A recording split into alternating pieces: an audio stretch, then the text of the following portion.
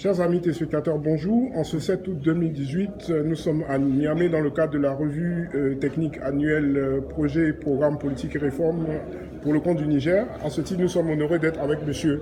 Mohamed Abdoulaye, qui est directeur général adjoint du budget. Bonjour monsieur. Bonjour. Bienvenue donc à la revue aux travaux. Oui. Première question, d'emblée, quelles sont vos impressions par rapport à la tenue de ces travaux?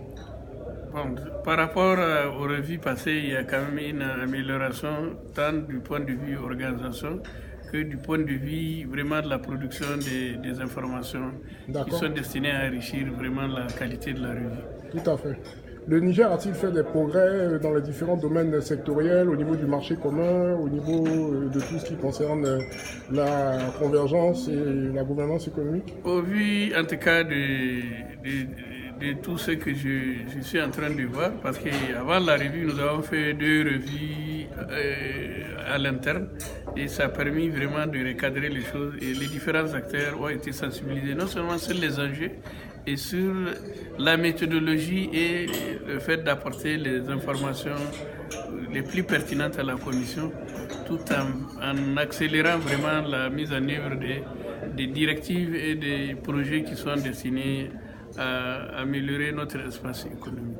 D'accord, merci. Alors, parlant de directives, quelles sont celles qui n'ont pas encore été transposées, notifiées, et quels sont les points épineux qui méritent, on va dire, plus d'observation, de recommandations et d'amélioration, tant de la part de l'UEMOA que de la partie nationale? Bon, en ce qui concerne, si je prends le cadre des finances publiques, oui, c'est pratiquement la directive qui nous exhorte à associer la commission lors des négociations avec les institutions de Bretton Woods. Ça, malheureusement, on ne l'a pas transposé, parce que le ministre était un peu réticent par la démarche, mais il vient d'accepter. Ça serait fait dans un bref délai. Maintenant, par rapport aux autres directives au niveau sectoriel, c'est vraiment la directive concernant les aspects maritimes. Le Niger était un pays qui n'a pas de façade maritime. Oui. Nous avons estimé que serait quand même inopportun de nous évaluer par rapport. Bien sûr, vu que vous êtes un pays de l'interland.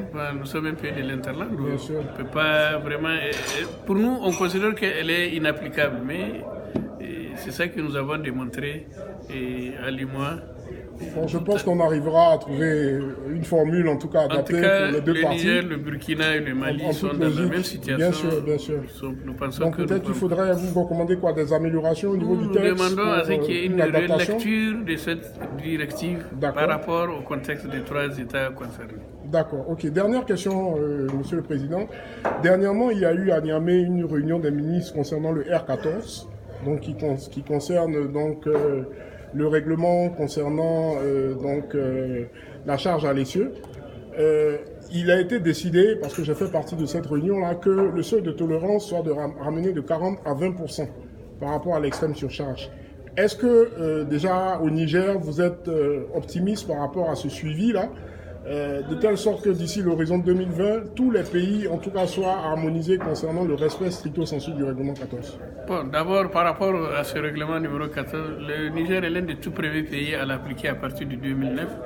Malheureusement, ça suscitait un tollé et on nous a demandé pourquoi nous allons faire être le roi à la place du roi. Mais que cela ne tienne. La taxe, le CE, ça préserve les routes. En réalité, c'est par rapport vraiment à l'entretien routier.